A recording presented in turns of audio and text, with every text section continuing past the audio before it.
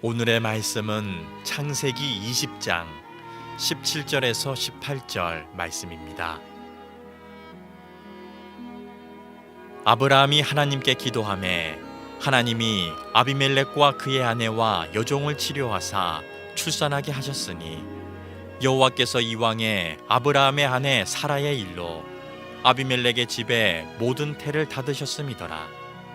아멘. 네, 오늘도 너무나 보고 싶은 우리 교우들 한 분 한 분에게 안부를 전하고 제가 이 성전에서 여러분들의 얼굴 한 분 한 분을 떠올리며 주님과 함께 예배하겠습니다. 기쁨으로 그런 마음으로 이 시간 예배에 임해 주시기 바랍니다. 지난 3월 2일 만 21살 된 우리나라의 임성재 선수가 미국의 프로골프 혼다 클래식에서 우승을 차지했습니다. PGA 투어에서 한국 선수로는 7번째로 우승을 한 선수가 되었습니다. 우승 소감에서 이 임성재 선수가 어떻게 우승을 했느냐라는 질문에 이런 대답을 했습니다. 실수를 줄이려고 했습니다. 1라운드부터 3라운드까지 계속 같은 곳에서 실수를 했는데 그 실수를 복귀하면서 실수를 만회해야 되겠다, 이 생각이 주요했던 것 같습니다. 이런 인터뷰를 했습니다. 실제로 이 경기를 하는 동안 15번 홀부터 17번 홀이 이 세계적으로 아주 유명한 난 코스입니다. 그런데 아니나 다를까 이 임성재 선수가 3라운드까지 계속 여기서 실수를 했어요. 그리고 이제 마지막 4라운드를 남겨두고 그는 계속해서 내가 왜 실수했을까? 그리고 그 실수를 만회하기 위해서 무엇을 해야 될까? 이런 것을 계속 생각하고 명상하면서 경기에 들어갔더니 오히려 그 어렵다는 코스에서 다른 선수들은 점수를 까먹는데 임성재 선수는 2타를 줄이고 그리고 단독 선두가 되어서 우승을 차지할 수 있었다. 실수를 어떻게 다시는 하지 않고 이 실수를 계기로 극복할 수 있을까? 이렇게 노력했더니 공동 5위에서 1위로 오를 수 있었다는 거예요. 많은 사람들의 바람 중에 하나가 뭐냐? 내 인생에 실수가 없으면 좋겠다. 실수 안 하고 사는 게 많은 사람들의 소원입니다. 그런데 여러분, 인간이 연약한 존재인데 어떻게 실수를 안 하고 살 수 있습니까? 우리는 늘 넘어지고 실수하고 후회하고 그렇게 사는 인간들이죠. 그런데 실수를 하더라도 후회만 하는 것이 아니라 그 실수를 우리가 좋은 계기로 삼아서 다시는 이런 실수를 하지 말아야지, 그리고 실수 뒤에 대처를 잘해서 오히려 자신의 인생을 성장시키는 계기로 만드는 사람이 있어요. 오늘 그렇게 해서 정말 위대한 사람이 된 사람 중에 하나가 우리가 만나는 창세기 20장의 아브라함이라는 사람이에요. 보통 아브라함을 믿음의 조상 이렇게 우리가 부르는데 아브라함은 원래부터 그렇게 대단한 믿음의 사람이 아니었습니다. 처음에는 실수도 많고 또 망신도 많이 당하고, 참 인간적으로 보면 조금은 우리가 믿음의 조상이라고 부르기에는 너무나 부족함이 많았던 사람이에요. 그런데 실수하고 망신당할 때마다 그것을 계기로 조금씩 그의 믿음이 성장해 가면서 우리가 어느 날 그를 가리켜 믿음의 조상이라고 부르게 된 거예요. 처음부터 위대한 탁월한 믿음의 사람이 아니라 실수하고 또 넘어졌지만 그것을 계기로 계속 조금씩 성장해 나가다 보니 위대한 사람이 되었다는 거예요.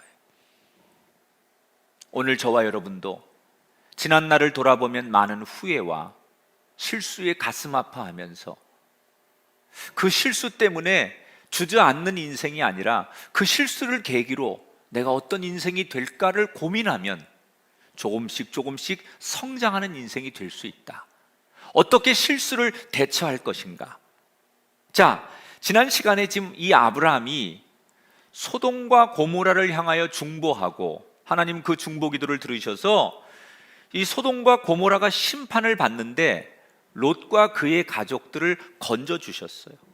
그런데 문제는 건진받은 롯이 알량한 자존심 때문에 아브라함이나 하나님께로 돌아가지 않고 그냥 산속 깊은 곳으로 들어가서 자기 멋대로 살다가 큰 죄를 저지르게 됩니다. 그리고는 면목이 없어서 더 아브라함과 하나님 앞에 나오지 못하고 그들은 깊은 산으로 들어가서 세상 사람과 단절을 하고 살아요. 소식이 끊긴 이 롯을 생각하면서 아브라함은 마음이 아팠습니다. 도대체 사라는 있는 건지, 어디 가서 뭘 하고 있는 건지, 롯을 그리워하고 걱정하는데 그 걱정과 그리움이 하나님에 대한 실망, 원망으로 바뀌는 거예요. 내가 그렇게 중보하며 롯을 지켜달라고 했는데 하나님, 도대체 이 롯이 살았는지 죽었는지도 모르고 내가 살고 있는데 하나님은 뭐 하시는 겁니까?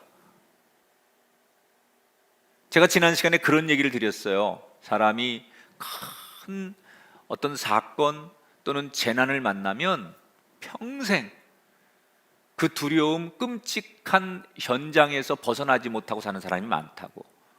그 심리적인 병이죠. 마음의 병, 트라우마. 아브라함은 소돔과 고모라가 멸망하는 모습을 보고 그런 마음의 병이 있었던 것 같아요. 꿈속에서도 불타오르는 소돔과 고모라가 보이고 눈을 떠도 그 안에서 고통받았을 사람들과 롯을 생각하니까 제정신으로 살 수가 없는 거예요. 마음이 미칠 것만 같은 거예요. 그 마음의 상처를 다 견디지 못한 아브라함은 어느 날 이런 생각을 합니다.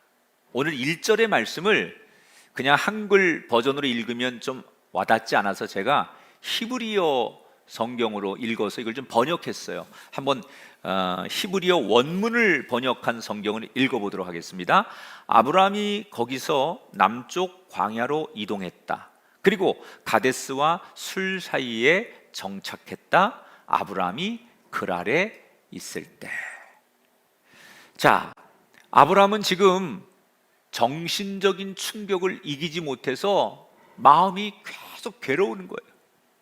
그러다 보니까 어느 날 충동적으로 자기가 살고 있는 헤브론을 떠나서 온 가족을 데리고 이 소돔과 고모라가 안 보이는 곳으로 떠납니다. 좋게 말하면 떠나는 거지만 나쁘게 말하면 그때부터 방랑 생활을 시작하는 거예요. 방황하는 거예요. 떠돌이 생활을 하는 거예요.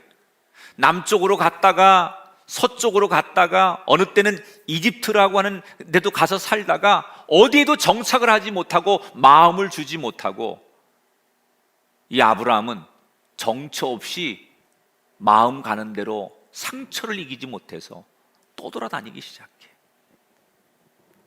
나는 당분간 하나님 안 볼 거다. 우리 식으로 말하면 하나님 앞에 철저히 시험이 들어서 방황하고 있는데 그렇게 살아가던 어느 날 오늘 창세기 20장에 보니까 그가 그렇게 떠돌다가 그랄이라고 하는 당시에 큰 평야지대고 굉장히 큰 도시였어요. 거기를 가게 됩니다. 그런데 여기에서 오늘 창세기 20장에 아브라함이 큰 사고를 하나 칩니다. 어떤 사고를 치느냐? 오늘 2절입니다. 같이 한번 읽어보세요. 그의 아내 사라를 자기 누이라 하였으므로 그랄 왕 아비멜렉이 사람을 보내어 사라를 데려갔더니. 자, 그랄이라고 하는 큰 도시에 들어가 보니까 거기 사람들이, 도시 사람들이 얼마나 많은지 모르겠어요. 그런데 그 사람들을 보면서 아브라함이 문득 마음에 첫 번째 드는 생각이 뭐냐? 두려운 거예요. 무서운 거예요. 아니, 사람을 보는데 뭐가 두렵고 뭐가 무서웠을까? 이런 두려움이 생기는 거예요. 자기 옆에 있는 아내 사라가 너무 이쁜데 이 이쁜 내 아내를 누군가가 뺏어가면 어떡하지? 내 아내를 탐내느라고 내 아내를 뺏어가려고 나를 죽이면 어떡하지? 이런 두려움, 이런 걱정이 마음속에 누가 심어주지도 않았는데 자기 마음속에 그런 생각이 드는 거예요.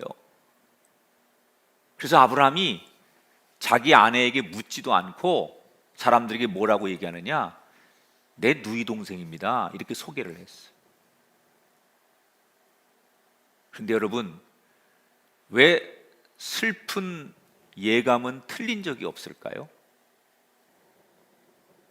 아브라함이 우려한 대로 이 그랄에 있는 사람들이 이 사라의 미모에 반합니다. 그리고 그 소문이 막 나서 그랄의 당시의 왕이었던 아비멜렉의 귀에까지 이 소문이 들어가게 돼요. 아비멜렉이 딱 보니까 너무너무 예쁜 여자인데 그 오빠는 돈도 많아. 그래서 서둘러서 사라와 결혼하겠다고 결혼을 추진합니다. 여러분, 이거 어디서 많이 본 장면 아닙니까? 그렇습니다. 일전에 창세기 12장에 보면 아브라함이 먹을 양식을 구하러 이집트에 갔다가 자기 아내를 지금처럼 두려워서 여동생이라고 소개했다가 망신을 당하고 쫓겨난 적이 있었어요. 분명히 그때도 지금처럼 이런 일이 있었습니다.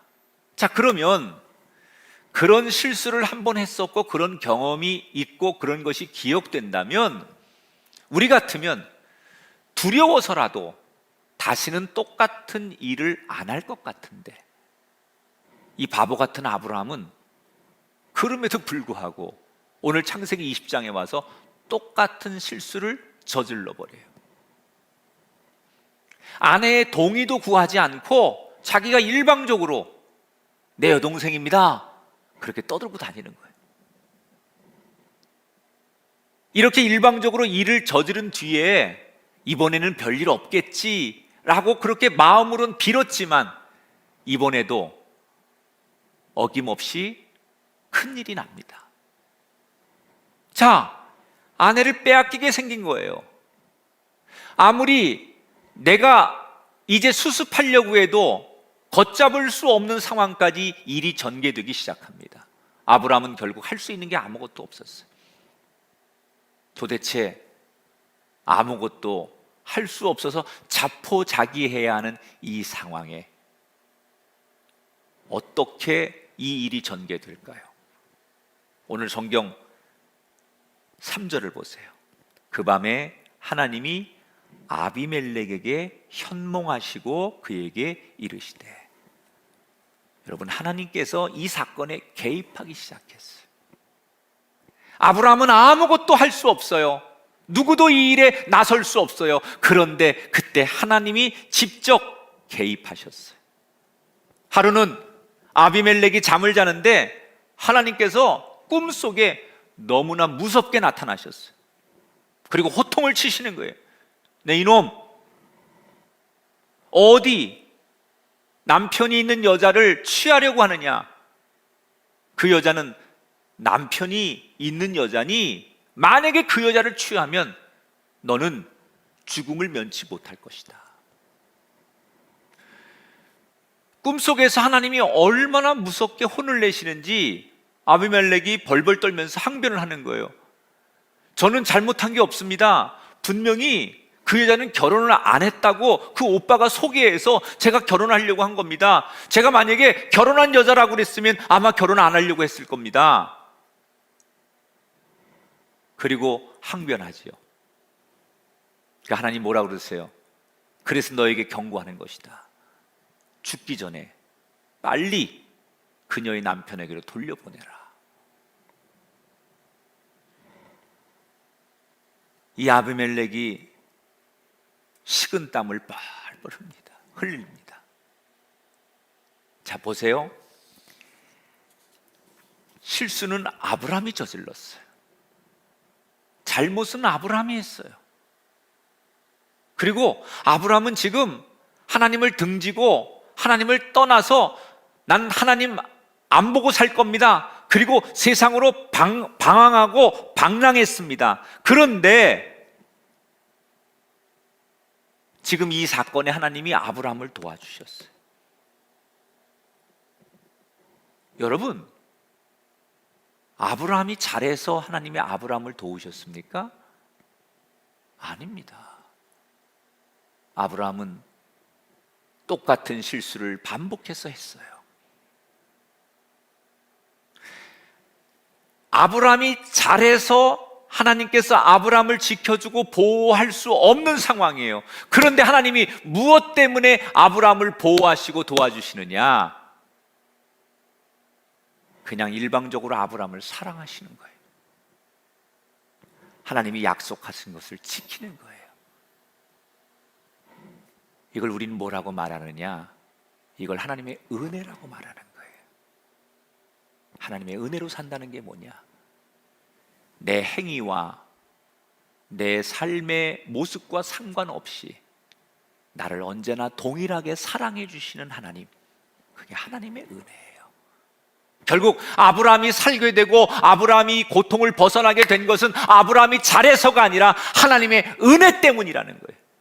여러분, 이 아브라함의 모습이 오늘 이 시대를 살아가는 우리들의 모습 아닙니까? 우리는 날마다 반복된 실수, 반복된 잘못, 그리고 늘 후회하는 이런 반복된 패턴으로 우리가 살아가지요. 번번이 우리가 하나님 앞에 같은 잘못을 범함에도 불구하고 하나님은 언제나 우리를 용서하시고 우리가 돌아오기를 바라시고 오늘도 우리의 손을 잡아주고 계시잖아요. 그게 은혜지요. 우리가 잘해서 오늘 하나님 앞에 서는 것이 아니라 하나님의 은혜 때문에 우리가 하나님 앞에 한 걸음 한 걸음 나아가는 거예요. 그러므로 오늘도 우리는 내가 잘한 것보다는 하나님의 은혜를 기억해야 돼요. 내가 무엇을 했든 간에 그 은혜가 없이는 내가 오늘 이 자리에 있을 수 없는 사람인데 그 은혜가 나를 살렸고 그 은혜 때문에 내가 여기 있으니까 하나님 내게 은혜 주시니 감사합니다. 그 은혜 앞에 엎드리는 예배자, 그 은혜 앞에 찬송하며 눈물 흘리는 사람, 우리 모든 성도들에게 오늘도 이 하나님의 은혜가, 특별히 우리의 조국 이 대한민국 하나님의 은혜가 이 땅에, 전 세계의 모든 땅에 하나님의 은혜가 임하기를 축복합니다. 자, 저는 오늘 성경 본문에서 이걸 하나 묻고 싶어요. 아브라함에게. 아브라함이 여기 없으니까 여러분이 한번 대답해 보세요. 집에서 대답해 보세요. 왜 아브라함은 이전에도 큰 망신을 당하고 실수를 해서 어려움을 당한 적이 있는데 왜 똑같은 실수를 오늘 반복한 걸까? 도대체 무엇 때문에 아브라함이 최악의 선택으로 가게 된 걸까? 자, 여기에는요 아브라함의 생각이 있었어요. 아브라함이 왜 방황하게 됐느냐? 하나님이 미운 거예요. 그래서 나는 하나님 안 보고 살 겁니다. 하나님 없는 곳으로 떠나겠습니다. 그리고 무작정 떠나서 방황하기 시작한 거예요. 하나님이 섭섭하고 하나님이 내 마음에 들지 않기 때문에 시험 들어서 세상으로 한없이 떠돌아다니는 거예요. 그러다가 어느 날 그랄이라고 하는 곳에 지금 들어간 거거든요. 내가 하나님을 안 보고 내가 하나님을 등지고 내가 하나님을 외면하면 하나님을 안 보고 살 수 있다고 생각했어요. 내가 눈 감고 내가 하나님을 안 부르고 내가 하나님을 모른 척하면 하나님 나와 상관이 없는 줄 알았어요. 그런데 그게 아니었다는 거예요. 내가 하나님을 부르지 않아도, 내가 하나님을 보지 않아도, 내가 하나님을 등지고 하나님을 떠났다고 생각했는데도 하나님은 내 곁에 계시고 하나님은 나와 함께 하셨어요. 그런데 여러분, 이게 중요한 거예요. 아브라함이 하나님을 외면하니까 사람이 보이기 시작해요. 하나님을 등지니까 사람들이 보이는 거예요. 그 사람들이 보이니까 누가 말하지도 않았는데 먼저 내 마음에 두려움이 생기는 거예요. 그래서 자기도 모르게 이기적인 선택을 하는 거예요. 하나님을 바라볼 땐 두려움이 없었어요. 그런데 하나님을 등지고 하나님을 안 보니까 하나님 대신 사람이 보이기 시작했고, 사람이 보이니까 누가 말하지 않았는데도 그 사람들이 주는 영적인 것 속에 내 마음에 두려움과 불안이 오더라는 거예요. 사랑하는 여러분, 우리가 수없는 선택 가운데 실수를 하지 않는 인생이 되기 위해서 꼭 필요한 게 있어요. 어디서나 하나님을 기억하는 거예요. 우리는 때때로 하나님을 인정하고 싶지 않아도 하나님은 어디에나 계십니다. 아브라함이 하나님을 외면하고 하나님을 등졌을지라도 그 아래에도 하나님은 여전히 계셨어요. 사람들이 많은 그곳에서도 아브라함이 하나님을 부르거나 하나님과 동행한다고 생각하지 않았는데도 하나님은 그곳에 아브라함과 함께 여전히 계셨어요. 아브라함에게 함께 하셨던 그 하나님은 지금도 우리와 함께 하세요. 만약에 아브라함이 그때 그 글 아래에서 이방 사람들, 세상 사람들을 보지 않고 하나님을 먼저 봤다면 그랄 사람들이 두려울 이유가 없었을 거예요. 지금 우리 국민들의 마음은 한마디로 불안과 두려움과 분노예요. 얼마 전 우리 국민들을 상대로 설문조사를 했는데 이 코로나 사태가 있고 나서 내가 일상이 완전히 정지되어서 아무것도 할 수 없는 무력감에 내가 살아있는 것 같지 않다라고 고통을 호소하는 국민이 60%라는 거예요. 60%. 근데 이건 확진자가 더 많이 있는 저 대구, 경북으로 가면 수치가 더 높게 나와요. 울분, 두려움, 무력감. 여러분, 왜 많은 사람들이 지금 울분을 느끼고 무력감과 두려움을 느낍니까? 물론 여러 가지 이유와 사정과 그래야 되는 상황들이 있어요. 그러나 저는 그런 상황들을 다 놓고 근본적으로 우리가 내려가면 이유는 하나라고 생각해요. 지금도 우리와 함께 하시는 치료의 하나님, 지금도 우리와 함께 하시는 임마누엘의 하나님, 지금도 우리를 사랑하시는, 우리의 앞길을 인도하시는 여호와 이레의 하나님, 그 하나님을 보지 않고 눈앞의 상황만 보기 때문이라는 거예요. 그 하나님을 보는 대신 세상 앞에 펼쳐진 상황, 세상에 들려오는 소리, 사람들의 모습, 이것만 바라보니까 우리는 하나님을 보지 않고 자꾸 주어진 상황과 사람들을 보니까 그 사람들과 상황 속에서 오는 두려움이 우리를 붙들기 때문에 우리는 여전히 불안할 수밖에 없는 거예요. 그래서 사랑하는 성도 여러분, 기억하십시오. 어려움에 빠진 아브라함을 도우신 하나님, 죽음의 골짜기에서도, 풀무불에서도, 광야에서도, 바다 한복판에서도 길을 여시고 인도하신 하나님, 그 하나님이 지금 우리와 함께 하시고 이 나라, 우리 교회, 여러분의 가정에 때로는 위로도 해주시고 다급하면 직접 개입도 하시고 어느 때는 옆에서 코칭도 해주시면서 이 땅을 다스리고 계신 것을 믿으시기 바랍니다. 여러분, 이 아브라함의 실수를 우리는 기억해야 돼요. 사람 보고 세상을 보며 두려워하는 그런 겁쟁이가 되지 마시고 믿음의 눈으로 하나님을 보셔서 그랄 같은 세상도 다스리시는 그 하나님을 바라보고 그 하나님을 노래하는 저와 여러분이 되기를 주님의 이름으로 축원합니다. 아브라함이 계속 지금 꿈을 꾸고 있는 거예요. 하나님께서 꿈속에서 마지막 이런 명령을 내리세요. 7절 다 같이 한번 읽어보세요. 그 사람의 아내를 돌려보내라. 그는 선지자라. 그가 너를 위하여 기도하리니. 자, 여기 저는 굉장히 중요한 단어 하나가 등장해요. 하나님이 아비멜렉이라는 사람에게 아브라함을 뭐라고 소개하느냐? 그는 선지자라 그랬어요. 여러분, 선지자가 얼마나 거룩한 사람이고 얼마나 하나님 앞에 쓰임받는 사람이고 하나님의 나라 위에 일하는 사람입니까?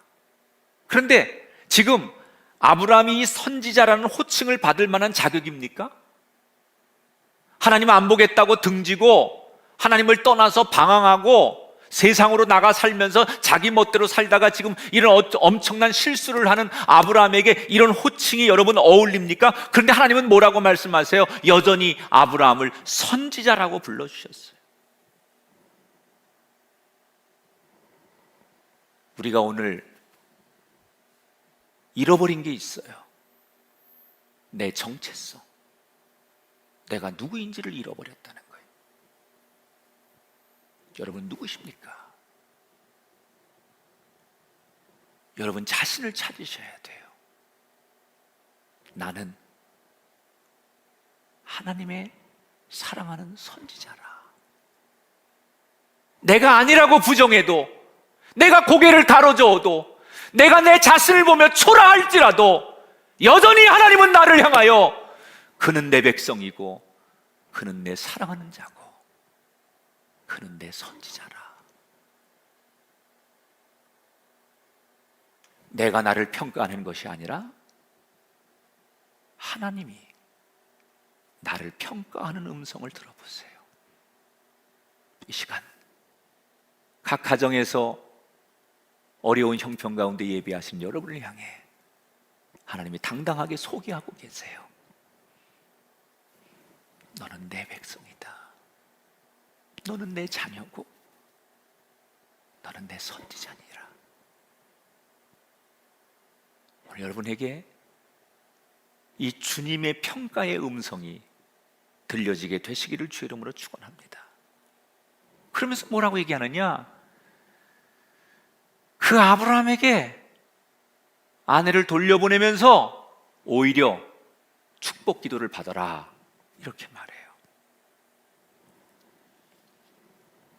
자, 너무나 생생하고 무서운 꿈을 꾼 이 아비멜렉이 꿈에서 깨자마자 가장 신뢰하고 똑똑한 신하들을 불러가지고 자기 꿈 얘기를 하는 거예요. 도대체 이 꿈을 어떻게 생각하느냐 그랬더니 모든 신하들이 이건 진짜로 신이 내린 계시입니다. 그러니 그 꿈대로 순종하십시오. 모든 신하들이 그러는 거예요. 이 답변을 들은 아비멜렉은 당장 아브라함을 불러서 추궁합니다. 네가 믿는 하나님이 어젯밤에 나에게 꿈에 오셔서 이렇게 말씀하시는데 이게 어떻게 된 거냐? 진실이 뭔지 말해봐라. 그랬더니 아브라함이 그때서야 벌벌 떨면서 사실은 내 아내인데 내가 당신들이 너무 두려워서 거짓말을 한 겁니다. 변명 같지 않은 변명을 하는 아브라함을 바라보다가 이 아비멜렉이 상황을 이렇게 정리하죠. 세 가지를 여기서 이 아비멜렉이 결정해요. 첫째,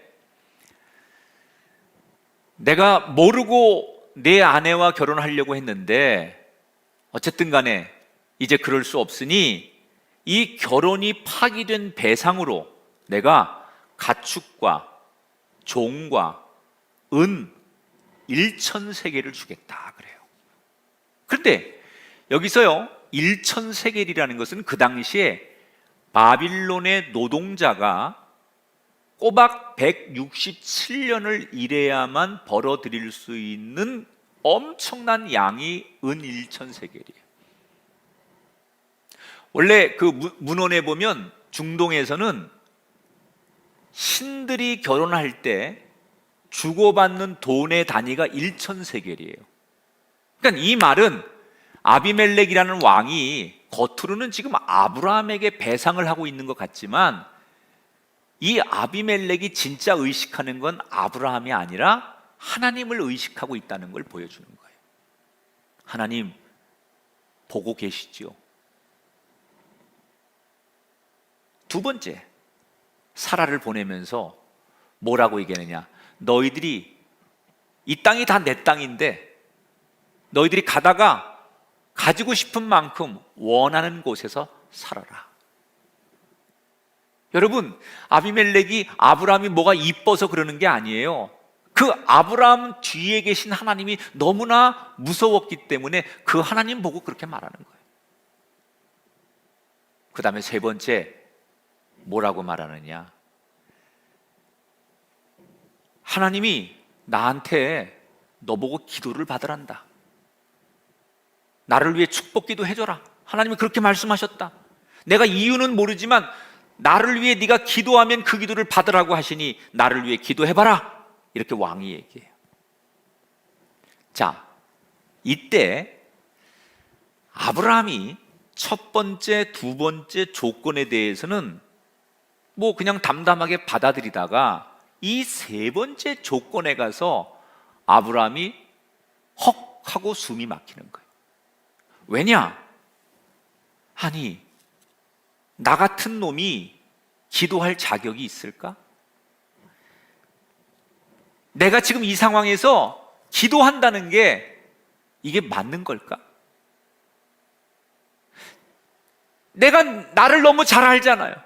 지금 이 상황은 다른 사람은 몰라도 아브라함은 너무너무 잘 알잖아요. 자신의 영적인 상태나 하나님과의 관계 앞에서 내가 어떻게 하나님의 이름으로 누구를 축복해요? 하나님이 나보고 축복하라고 하셨다는데 내가 정말 그럴 만한 자격이 있으며 그럴 만한 능력이 있으며 그럴 만한 은혜가 나에게 있는가? 아무리 생각해봐도 아닌 것 같은데 왕이 재차 추궁을 합니다. 너의 신께서 나를 위해 기도하라는데 왜 안 하느냐? 그러니까 아브라함이 고민을 하다가 오늘 17절에 보니까 같이 읽어보세요. 17절 시작. 아브라함이 하나님께 기도하며 하나님이 아비멜렉과 그의 아내와 여종을 치료하사 출산하게 하셨으니. 아브라함이 두 손을 높이 들고 아비멜렉과 그의 집을 위해서 축복 기도를 해주는 거예요. 여러분, 그때 아브라함의 마음은 어땠을까요? 너무 미안했겠죠. 살려고 거짓말을 했는데 이렇게 사건이 커질 줄 몰랐어요. 그래서 그 아비멜렉에게 너무 미안해서 그 미안한 마음을 담아서 아마도 일생일대 아주 손꼽힐 만큼 간절히 중보 기도를 드리는 거예요. 이때 하나님께서 실수하고 넘어지고 초라한 아브라함에게 왜 그를 위해 중보 기도를 하라고 하셨을까? 두 가지 의미가 있어요. 첫째로 너무 자책하지 말고 네가 여전히 하나님의 자녀인 것을 기억해라. 그런 메시지. 두 번째로는 그 기도를 통해서 아비멜렉과 그 주변의 사람들 앞에서 아브라함이 이렇게 존귀한 존재라는 것을 하나님이 세워주려는 의도가 있는 거예요. 그래서 하나님께서 지금 보는 앞에서 중보 기도를 시키는 거예요. 그런데 이 의도를 알든 모르든 아브라함은 기도하는 거예요. 근데 어떻게 됩니까? 오늘 성경의 끝에 보니까 아브라함이 그렇게 기도했더니 그 아비멜렉의 집에 여자들이 출산을 못했는데 이 중보의 축복의 기도를 받으면서 그 출산을 못하던 문제가 싹 해결되면서 모두가 놀라워하는 하나님의 살아계심을 모두가 경험하고 놀라워하며 오늘의 성경 이야기가 끝나요. 제가 오늘 이 설교를 혼자 준비하면서 이런 생각 해봤어요. 내가 살면서 실수가 많았을 텐데, 나는 말의 실수든 행동의 실수든 뭔가 실수하고 나서 내가 그 뒤에 어떻게 행동했는가 저 자신을 한번 쭉 돌아봤어요. 근데 대부분은 제 자신이 그냥 내가 실수하고 나서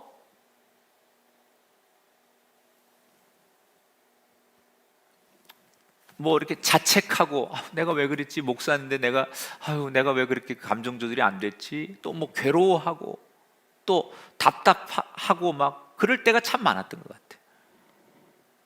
그러면서 제가 문득 오늘 성경에 아브라함이 그 자리에서 기도 없이 그냥 집으로 돌아갔다면 아브라함은 평생 나처럼 그 죄책감에, 우리처럼 그 죄책감에 괴로워하고 혼자 가슴 치고 자기의 못난 것을 두려워하며 그렇게 평생을 살았을 거예요. 그래서 하나님께서 그에게 자유하게 하시려고 그 자리에서 기도하게 하셨다는 거예요. 자책하는 마음도 위로해 주시고 하나님의 자녀인 것도 기억하게 해 주셨어요. 오늘 설교의 결론이에요. 우리가 실수를 안 할 수 없잖아요. 그런데 그런 실수를 했을 때 우리가 제일 먼저 해야 될 일이 뭐냐? 기도하는 거예요. 기도하는 거예요. 우리가 원치 않는 실수를 했을 때 머리 싸매고 자책하고 괴로워하고 눈물 흘리고 후회하는 것으로 되는 게 아닙니다. 대신 하나님 앞에 과감하게 엎드려 울며 하나님 이름을 부르며 기도하는 거예요. 하나님, 내가 죄를 졌습니다. 내가 잘못했습니다. 다시는 그러지 않겠습니다. 라고 반성하며 기도하는 거예요. 그때 하나님은 우리를 아브라함처럼 다시 일으켜 주시는 거예요. 후회와 반성은 비슷한 것 같은데 결과는 전혀 달라요. 가룟 유다가 예수님을 팔아먹는 실수를 했어요. 그걸 나중에 깨닫지요. 그리고 후회하는 거예요. 계속 과거를 떠올리며 내가 왜 그랬을까? 나는 이제 어떻게 살아야 되나? 너무 자책하고 후회를 계속하다가 자기 자신을 스스로 인간 쓰레기로 취급하고 비하하다가 스스로 목숨을 끊고 죽습니다. 반면에 다윗은 밧세바를 범하는 실수를 했습니다. 그런데 그가 깨닫고 나서 뭘 합니까? 시편 51편 10절에 보니까 처절한 기도를 드려요. 하나님이여, 내 속에 정한 마음을 창조하시고 내 안에 정직한 영을 새롭게 하소서. 몸부림치며 기도하는 거예요. 철저하게 반성하는 거예요. 이 기도 덕에 다윗은 다시 하나님의 자녀로 돌아오고 높여지는 인생이 되었어요. 우리 눈에는 하나님이 보이지 않지만 하나님은 여전히 내 곁에 계십니다. 아이가 넘어지면 울면서 부모를 찾듯이 우리가 인생을 살면서 실수로 넘어지게 되면 일단은 울면서 주님을 찾는 기도를 드려야 돼요. 그럼 하나님은 우리에게 다가오셔서 우리를 일으켜 주시고 흙먼지를 털어주시고 우리의 삶의 부족함에 격려해 주시며 더 나은 인생으로 우리의 손을 잡고 인도해 주실 거예요. 그런 회복이, 그런 은혜가 우리들의 가정 속에 내 삶에 있기를 축복합니다. 실수하고 넘어지는 것이 인간의 본성이라면 용서하시고 끝까지 사랑하시는 것이 하나님의 본성입니다. 실수는 피하는 것도 중요하고 이후에 대처하는 것도 중요합니다. 오늘 두 가지를 우리가 이 실수라고 하는 문제 앞에서 붙들었으면 좋겠어요.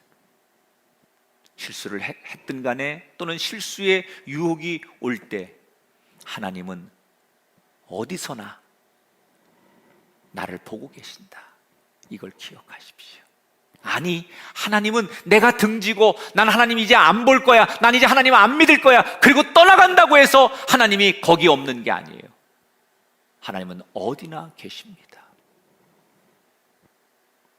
그럼에도 불구하고 우리가 실수했거든, 그것이 실수라는 것이 깨달아지거든, 그때는 더 이상 머뭇거리지 말고 자신을 자책하거나 누구를 원망하지 말고 철저히 무릎 꿇고 기도하십시오.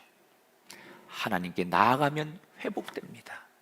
어린아이처럼 엄마를 부르고 아빠를 부르듯이 우리 인생에 넘어지는 순간이 오거든 하나님을 울부짖어 부르십시오.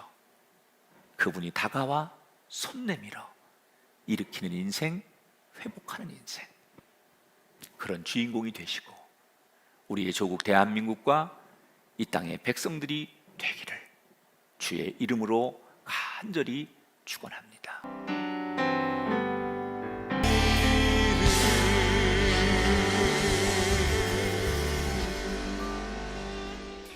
거룩하신 하나님, 모두가 무력감과 두려움으로 떨고 있는 이 세상에 그래도 그 한복판에 여전히 세상을 다스리는 분은 하나님이시고 그 하나님을 바라보는 사람은 살게 될 줄 믿습니다. 우리의 눈을 떠 두려운 세상만 바라보지 않게 하시고 그것을 통치하고 그 가운데 주인 되시는 하나님을 보게 하소서. 우리의 영안이 눈에 열리게 하시고 우리의 눈을 가로막고 있는 것이 사라지게 하시고 우리를 두렵게 해서 눈 감게 하는 그런 여러 가지의 상황들이 멀어지게 하셔서 오직 한 분이신 주님만 볼 수 있는 믿음의 사람들 되게 하여 주옵소서. 후회하고 눈물 흘리며 자신의 삶을 그저 절망의 나락으로 떨어뜨린 인생으로 살지 않게 하시고 잘못한 것 있으면 무릎 꿇고 기도하게 하시고 실수한 게 있으면 주님 부르짖게 하셔서 나에게 다시 힘 주시고 손 내밀어 일으키시는 하나님을 경험하는 이 나라 백성들 되게 하시고 특별히 꿈의 가족들 모두가 되게 하여 주시옵소서. 하나님, 보고 싶은 우리 사랑하는 교우들 어느 곳에서 어떻게 살고 있어도 하나님 지켜주시옵소서. 다시 만날 때까지 저들의 가정을 눈동자같이 지키시고 우리 성도들을 지켜주셔서 아무 일 없이 이 성전에서 만나도록 은혜를 베풀어 주옵소서. 비록 우리가 여의치 않아서 이렇게 예배하지만 오늘도 하나님 앞에 이 주일을 지키며 귀한 11조 예물도 드리고 감사 예물도 드립니다. 주님, 우리의 믿음을 받으시고 우리의 마음을 받으시고 우리의 정성을 받으셔서 이 환난 가운데도 우리에게 먹을 것과 입을 것과 살아가야 할 하늘의 만나를 허락하여 주옵소서. 병든 자에게 명하노니 질병은 떠나갈지어다. 자녀들의 문제로 아파하는 부모들의 눈물이 멈춰질지어다. 하늘의 문이 활짝 열려 하나님의 임재가 있는 한 주간이 될지어다.